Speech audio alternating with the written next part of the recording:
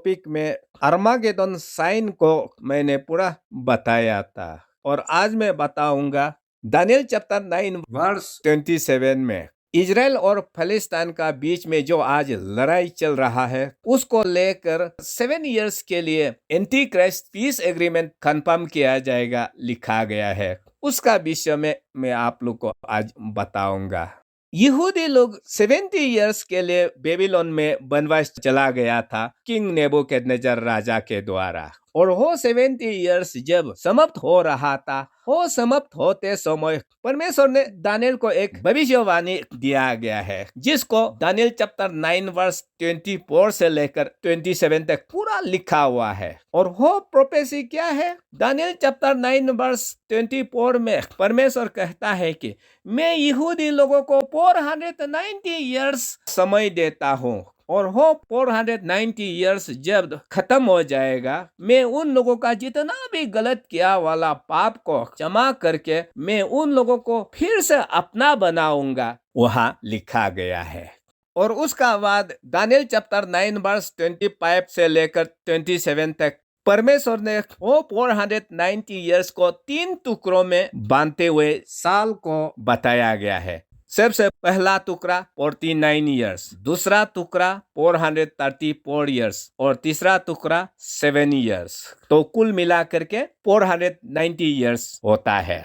तो ये जो 490 इयर्स यहूदी के लिए समय दिया गया था, उसका हिसाब किताब कौन सा समय से करना है वो बाइबल लिखा गया है। दानियल चैप्टर 9 वर्स 25 में लिखता है कि जब यहूदी लोगों को इजराइल देश में वापस जा करके टेम्पल बनाने के लिए, शहर बसाने के लिए ऑर्डर दिया जाएगा, वो समय से 490 इयर्स का हिसाब किताब शुरू होगा बोला है। तो जब बेबीलोनियन एम्पायर खत्म हो गया था, उसका तुरंत बाद मेदो पर्शिया एम्पायर बेबीलोनियन एम्पायर को कब्जा कर लिया गया था। तो उस समय साइरस बोल के एक राजा आया था जिसको इजराइल चैप्टर 1 में पूरा लिखा गया है। तो वो साइरस राजा रिटन फॉर्म में यहूदी लोगों को अपना देश वापस जाओ, टेम्पल बनाओ, शहर बसाओ ऑर्डर दिया गया था, और वो पहला ऑर्डर। उसका बाद दूसरा ऑर्डर दिया गया था दारियस राजा कहते हुए इजराइल चैप्टर 6 वर्स 1 से लेकर 12 तक, और वो है सेकेंड ऑर्डर। और ये सेकेंड ऑर्डर जो है वो साइरस राजा का ऑर्डर किया वाला सही है, और यहूदी लोग लगातार अपना टेम्पल को बना सकता है, शहर बसा सकता है जब तक खत्म नहीं हो जाता। वो रीएफर्मेशन ऑर्डर दिया गया था। फिर उसका बाद अर्थाक्सजेरक्सेस बोल के एक राजा आया था, वो तीसरा ऑर्डर दिया था जिसको इजराइल चैप्टर 7 में लिखा गया है।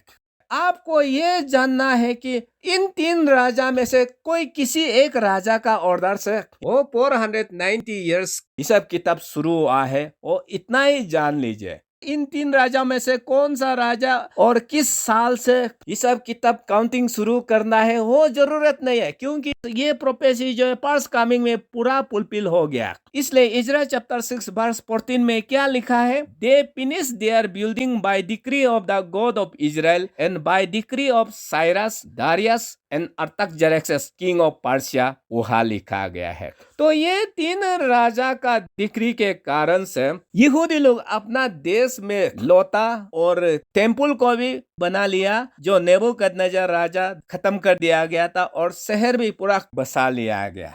इसलिए वो जो पहला टुकड़ा 49 इयर्स और दूसरा टुकड़ा 434 इयर्स जो दानियल चैप्टर 9 वर्स 25 में लिखा गया है, वो यीशु मसीह कालवारी क्रॉस पर मरने से पहले वो पूरा फुलफिल हो गया। और उसको हम लोग दानियल चैप्टर 9 वर्स 26 में क्लियरली लिखा गया है कि after 434 years anointed one shall be cut off, वहाँ बोला है। मतलब क्या है? वो 49 इयर्स और 434 इयर्स समाप्त होते ही यीशु मसीह को कलवारी क्रॉस पर मारा जाएगा। अपने लिए नहीं, लोगों के लिए मारा जाएगा बोला है। और यीशु तो लोगों के लिए तो मर गया था, उसका अपना कुछ गलती था ही नहीं मरने के लिए।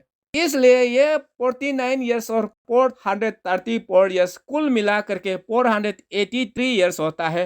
वो कलवारी क्रॉस से पहले हो पूरा फुलफिल हो गया। अब बचा है वो आखिरी 7 इयर्स, और वो 7 इयर्स को इन टाइम के लिए, हमारा समय के लिए परमेश्वर दिया गया है। और हो 7 इयर्स को दानियल चैप्टर 9 वर्स 27 में क्या लिखा है? एंटी क्राइस्ट आकर इजराइल और फलिस्तीन का बीच में अभी जो खून खराबा कर रहा है, उसका ऊपर 7 इयर्स पीस एग्रीमेंट कंफर्म किया जाएगा, उखा लिखा है। तो आज ये 7 इयर्स पीस एग्रीमेंट का बारे में मैं आप लोग को बताऊंगा। तो इतिहास गवाह है, जब से यहूदी लोग 1948 में देश बना और जेरूशलेम शहर 1967 में यहूदी के हाथों में आया, इजराइल और फलिस्तीन बीच में इतना खूनी संघर्ष हमारा जेनरेशन में चल रहा है। उसको संसार में कितना बड़ा बड़ा नेता आया, कोई भी सुलझाने नहीं सका। बड़ा बड़ा पॉलिटिकल संगठन बनाया, इजराइल और फलिस्तीन का बीच में जो लड़ाई चल रहा है इजराइल देश और जेरूशलेम शहर को लेकर, कोई भी सॉल्व नहीं कर सका। यूएनओ का तरफ से भी हर साल दोनों का बीच में जो प्रॉब्लम है सॉल्व करने के लिए कोशिश किया, आज तक नाकाम रहा। ईयर 1992 में भी यासर अराफात और yitzhak राबिन का बीच में अमेरिका प्रेसिडेंट बिल क्लिंटन का समय में ओस्लो में पीस एग्रीमेंट करके इजराइल लैंड को डिवाइड करने के लिए वहां भी साइन किया गया था, लेकिन वो साइन भी फेल हो गया और उसका कुछ समय बाद yitzhak राबिन को भी कोई एक यहूदी टेररिस्ट मार दिया। उसका बाद 2005 में एरियल शेरोन इजराइल का प्राइम मिनिस्टर था। एरियल शेरोन के द्वारा भी इजराइल लैंड को डिवाइड करके गाजा स्ट्रिप और वेस्ट बैंक को फलिस्तीन के लिए इंडिपेंडेंट स्टेट बनाने का घोषणा किया गया था, जिसका कारण से एरियल शेरोन को भी कुछ ही साल का बाद मरना पड़ा। इसलिए जो जो लीडर लोग इजराइल लैंड को डिवाइड करने के लिए कोशिश करता है, उन लोगों का जान चला जाता है और उसका बाद वहाँ सुसाइड बॉम्बिंग ऐसा करके इजराइल और फलिस्तीन का बीच में एक भी ऐसा साल नहीं रहा जो दोनों का बीच में शांति हुआ हो। कभी शांति नहीं हुआ। और ये सब किस लिए सोल्व नहीं कर पा रहा है? क्योंकि जकरिया चैप्टर 12 वर्स 2-3 में लिख के रह चुका है कि जब अंतिम समय आएगा, इजराइल देश और जेरूशलेम शहर जो है सारा संसार के लिए कप कपाने वाला स्थिति होगा, सर दर्द का कारण बनेगा। और उसको सोल्व करने के लिए, सुलझाने के लिए जितना भी लाख कोशिश करे, कोई भी सोल्व नहीं कर पाएगा। वहाँ बाइबल में लिखा है। तो वो प्रोफेसी करने का कारण से 1948 का बाद कितना शांति समझौता किया, कभी सोल्व हुआ? कभी भी सोल्व नहीं होता। जैसे जैसे यहूदी देश को बंटवारा करके शांति समझौता लाने के लिए कोशिश करता है, उल्टा भड़का दिया जाता है प्रॉब्लम को। इसलिए लैंड डिवाइड करके जैसे तैसे प्रॉब्लम को सॉल्व करने के लिए करता है तो प्रॉब्लम और भड़क जाता है। तो इसलिए जेरूशलेम शहर और इजराइल देश को लेकर वो जो सराउंडिंग अरब कंट्रीज और इजराइल का बीच में कभी शांति नहीं आएगा जब तक सेकेंड कमिंग नहीं हो जाता। सेकेंड कमिंग का दिन से ही इजराइल देश में शांति आएगा बोला है। तो इसलिए ये लोग अभी जितना भी शांति समझौता लेकर आपस में झगड़ा उगड़ा बंद कर दिया जाएगा, जितना भी प्लानिंग करने से भी कुछ नहीं होगा। वो इजराइल लैंड को 2 हिस्सों में बांटना, जेरूशलेम शहर को बीचों बीच में बांटना, आधा अरब मुस्लिम का हो जाएगा, आधा यहूदी का हो जाएगा। और ऐसा करने से और संसार में जंग लेके आएगा। जोएल चैप्टर 3 वर्स 1-3 में लिखा है, मैं आप सबको बता चुका हूँ। तो इसलिए कोई भी शांति नहीं ला सकेगा।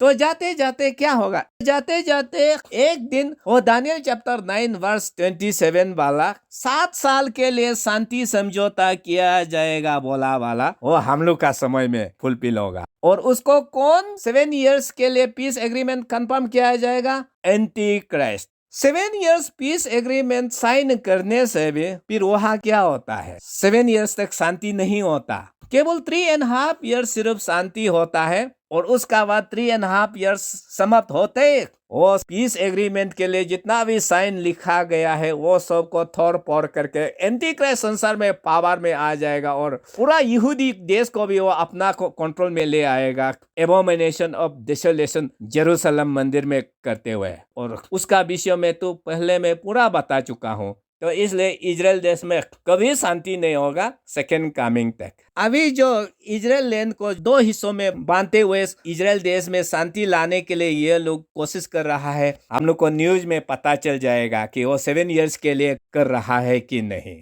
और साथ साथ जेरूशलेम टेम्पल को भी बनाना है। और जेरूशलेम टेम्पल भी कैसे बनेगा? वहाँ टेम्पल माउंट को तो फलस्तीन लोग बिल्कुल यहूदी को नहीं देगा बोल रहा है। तो जेरूशलेम मंदिर को बनाने के लिए कोई तो इजराइल और फलस्तीन का बीच में शांति समझौता लाएगा ना। तो इसलिए ये इजराइल लैंड डिवाइड कराने दे करके उसका बहाना में टेम्पल बनाने के लिए भी फलस्तीन लोग यहूदी को एलो कर सकता है। नहीं तो वो दानियल चैप्टर 9 वर्स 27 में एंटी क्राइस्ट जो 7 इयर्स के लिए पीस एग्रीमेंट करेगा बोला है, उसका पहला 3.5 इयर्स में टेम्पल भी बन जाएगा, जिसको एंटी क्राइस्ट 7 साल का बीचों बीच में एबोमिनेशन ऑफ डेसोलेशन करके ग्रेट ट्रिबुलेशन लेके आएगा। इजराइल देश में कुछ समय के लिए पीस एग्रीमेंट लाने वाला है। और वो पीस एग्रीमेंट जो है वो एंटी क्राइस्ट का 7 इयर्स पीस एग्रीमेंट है ना उससे पहले कुछ और पीस एग्रीमेंट होगा जिसके कारण से टेम्पल बन जाएगा। उसको हम लोग को न्यूज को वेटिंग करना है। इसलिए ये 7 इयर्स पीस एग्रीमेंट हमारा समय में हो रहा है और ये 7 इयर्स समाप्त होते ही सेकेंड कमिंग होता है। तो रेप्चर कब होगा? रेप्चर तो वो 7 इयर्स का बीचों बीच से आप लेकर उससे पहले कोई भी समय में रेप्चर होगा, क्योंकि वो 7 इयर्स का जो आखिरी 3.5 इयर्स भाग जो है वो एंटी क्राइस्ट का राज्यों का समय है, वो ग्रेट ट्रिबुलेशन का समय है। क्रिश्चियन लोगों को वहां रहने नहीं दिया जाएगा, बचाया जाएगा, बाइबल बोला है। इसलिए ब्रदर्स एंड सिस्टर्स, प्रोफेसी हम लोग का समय में एक्टिवेट हो चुका है। और वो जो 490 इयर्स इजराइल को टाइम लाइन दिया गया था, वो जो आखिरी 7 साल वो हम लोग का समय में कुछ ही साल के अंदर एक्टिवेट होने वाला है। ये सब टाइम लाइन को भी जानने से ना सच में दुनिया के लिए सोचने का समय ही नहीं है। स्वर्ग कब जाना है वही दिल दिमाग में रहना है। और नेक्स्ट में मैं आप सबको एबोमिनेशन ऑफ डेसोलेशन का बारे में बताऊंगा। तब तक के लिए यीशु आप सबका साथ बना रहे। धन्यवाद।